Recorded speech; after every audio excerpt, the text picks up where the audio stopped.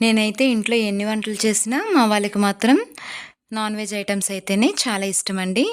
మా పాప అయితే మరీ ఇష్టంగా తింటుంది. చికెనే కావాలంటుంది. నేను ఎన్ని రకాలు వండినా అదైతే అస్సలు ఇష్టంగా తినదు.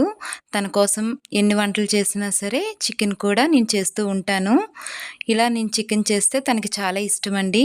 అది రెస్టారెంట్ స్టైల్‌లో రెడ్ కలర్‌లో చికెన్ కనిపిస్తే దానికి చాలా ఇంట్రెస్టింగ్‌గా ఉంటుంది. అది ఎంతో ఇష్టంగా తింటుంది. తన కోసమే నేను ఇలా చికెన్ ప్రిపేర్ చేశాను.